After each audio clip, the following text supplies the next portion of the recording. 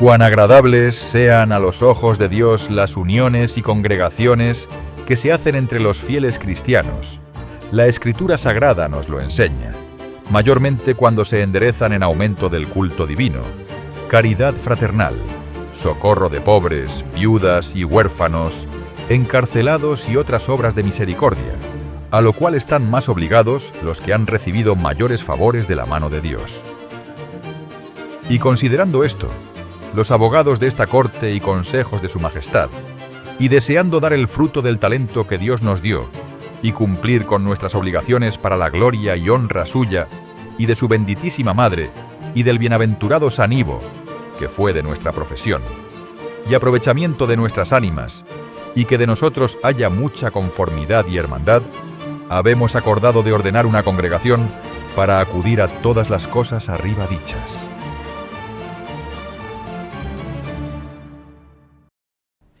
El Ilustre Colegio de la Abogacía de Madrid ha participado en la evolución jurídica y social del país desde finales del siglo XVI, favoreciendo el acceso a la justicia y al derecho a todos los ciudadanos y ciudadanas.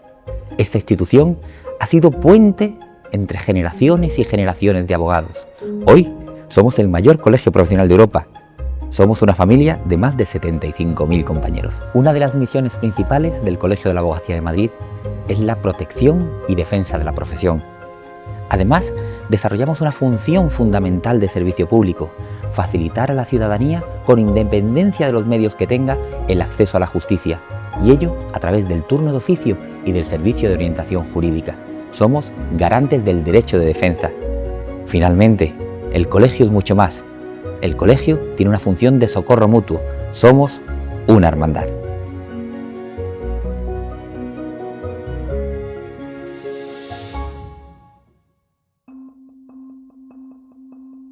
El 13 de agosto de 1595, 37 abogados se reúnen en el convento de San Felipe para fundar la Congregación Madrileña de Abogados, con el objetivo de representar, guiar y proteger a los letrados. Y meses más tarde, el 15 de julio de 1596, las ordenanzas de la Congregación de Abogados de la Corte son aprobadas por una real provisión del rey Felipe II. La congregación ya es oficial. La organización no tarda en tomar forma. Un decano, 4 diputados, un tesorero y un escribano dan vida al órgano de gobierno de la congregación, que, con pocas variaciones, ha perdurado hasta hoy. Ese mismo año, la congregación asume la organización de la abogacía de pobres. ¿La fórmula? Un turno rotatorio en el que todos los congregantes prestan ayuda jurídica gratuita a quienes no tienen recursos. Ordenamos que para los negocios de los pobres envergonzantes de esta corte, civiles y criminales, se nombren cada año 8 abogados el día de la elección del decano, y los demás oficiales que los ayuden como fuere repartido por el decano, de los cuales dichos pobres hayan de traer testimonio del cura de su parroquia de cómo son pobres envergonzantes y cómo a tales se les da limosna. Desde su fundación como congregación, el colegio lucha por dignificar su profesión, dedicando un apartado de sus constituciones fundacionales a la modestia que debía regir su labor profesional, así como al derecho a la defensa de todos, fuese cual fuese su condición social. En sus inicios, la congregación se centra en la regulación y también en crear espacios para el debate, la formación y la unión profesional. Su posición como congregación de abogados de la corte le da un papel predominante en la profesionalización de la abogacía. Durante el siglo XVIII, el colegio experimenta una evolución importante. La suma de conocimientos se convierte en el motor del progreso jurídico.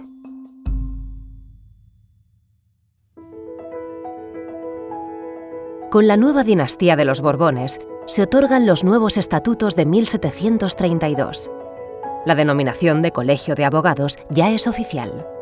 Por primera vez, se regulan las condiciones de acceso al Colegio de Abogados: exámenes, pasantía, títulos académicos, limpieza de sangre, despacho y vivienda dignos. Durante la segunda mitad del siglo XVIII, se establecen normas para los exámenes de abogados y la regulación de prácticas éticas. Se acuerda en Junta de Gobierno que ningún individuo admita pleito que haya defendido otro compañero sin permiso de éste. Es el origen de las venias profesionales. En 1775, el colegio crea el Montepío de Viudas y Huérfanos.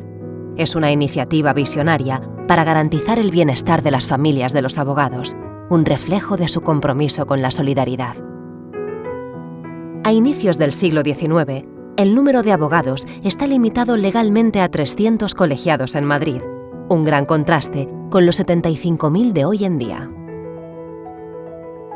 En el siglo XIX, con la llegada de la Revolución Industrial, España experimenta cambios profundos en su estructura económica y social. ¿Qué hace el ICAM? Adaptarse y ampliar horizontes. Aborda temas como los derechos laborales, la propiedad industrial y las libertades civiles.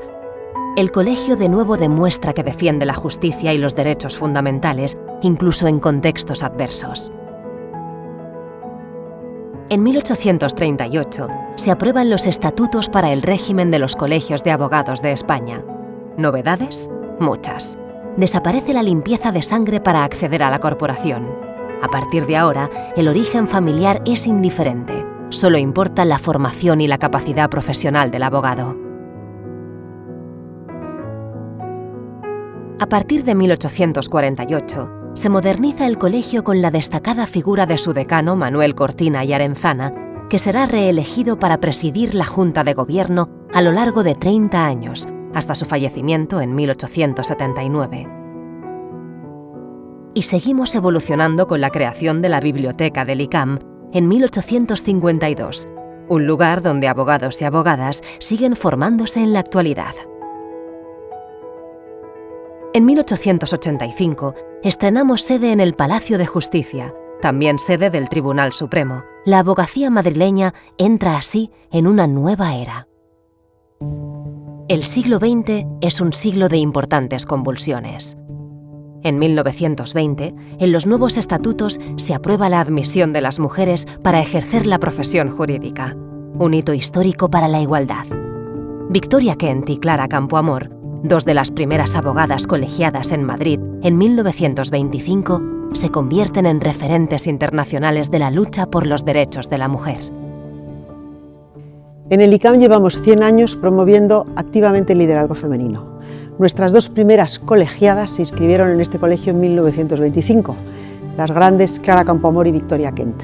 Y en estos 100 años que han pasado ha habido un goteo sistemático de incorporación de mujeres. 1926 una, 1927 otra, 1928 otra y así sucesivamente.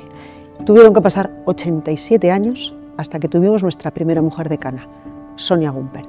Han transcurrido 100 años y en este momento en el colegio hemos alcanzado prácticamente la paridad de mujeres abogadas con hombres abogados.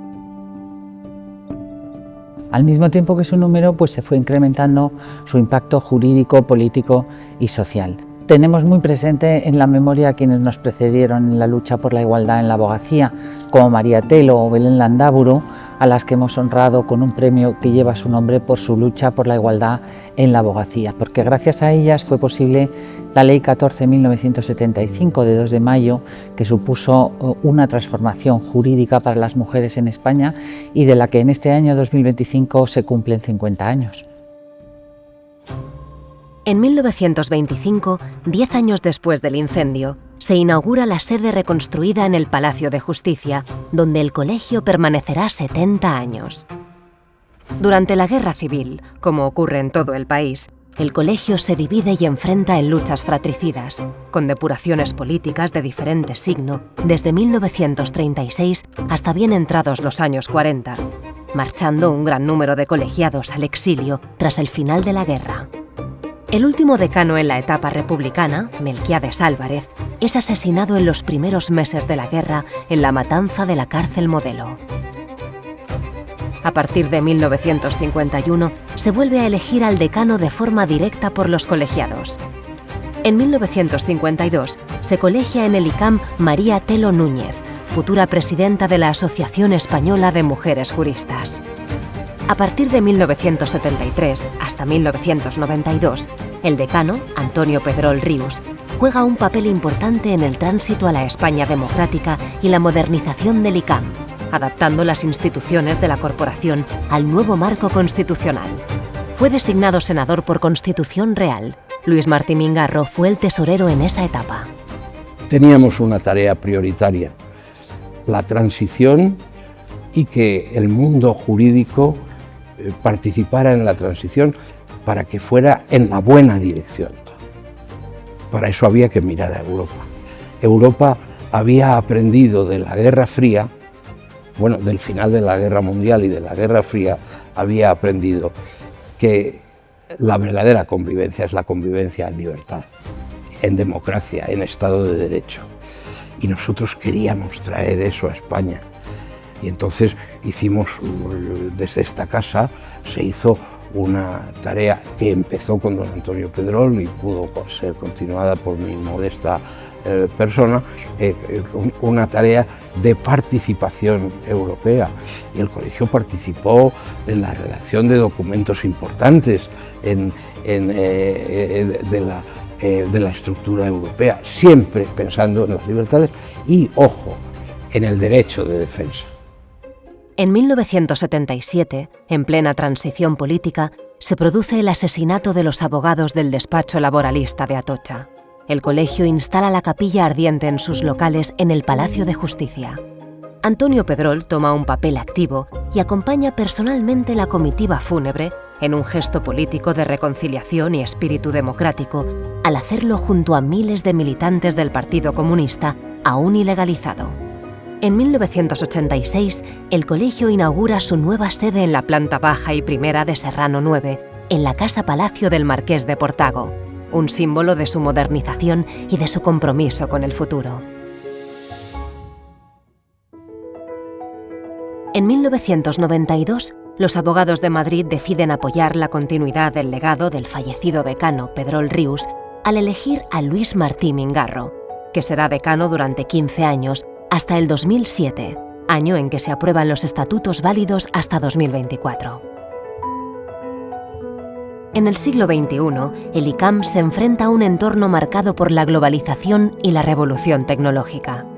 Nos enfrentamos a retos jurídicos muy diferentes a los que existían cuando yo empecé este oficio. Lo cual, por otra parte, es una gran oportunidad para la abogacía, es decir, hay más campos de actuación. Hay más campos para servir al ciudadano. Hay que incidir mucho en ser muy eficientes en nuestro trabajo.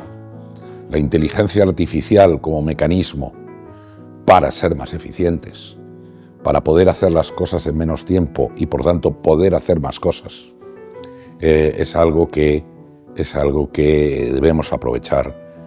Y desde luego el colegio está intentando concienciar sobre todo a la abogacía joven en darles recursos en este sentido.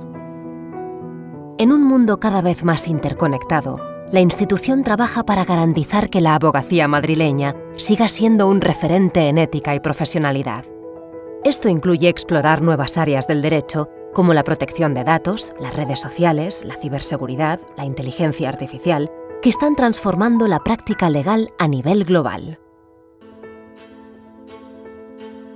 El ICAM no solo mira al pasado con orgullo, sino también al futuro con determinación.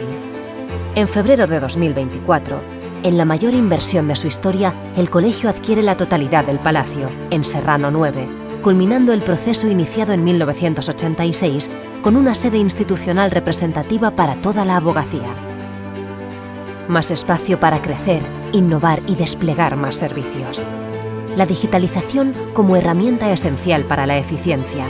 La modernización de tecnologías e infraestructuras que sitúan a los colegiados y colegiadas en el centro de un ICAM 100% digital, al tiempo que se fortalece el patrimonio de toda la abogacía madrileña con una superficie total de más de 8.700 metros cuadrados. El 17 de diciembre de 2024 aprobamos los nuevos estatutos que sustituyen los antiguos del año 2007. Estos nuevos estatutos son los pilares del colegio del siglo XXI que estamos construyendo. Con ello, incorporamos la representación paritaria en los órganos de gobierno. Aportamos sostenibilidad para todo el desarrollo de los proyectos colegiales. Y finalmente, ensanchamos los fines del colegio abrazando la Universidad ICAM. Y ello escuchando las necesidades de todos nuestros colegiados. A medida que avanza el siglo XXI, el ICAM continúa evolucionando. siempre fiel a su misión de ser un pilar de la justicia y un faro de conocimiento para la abogacía y la sociedad.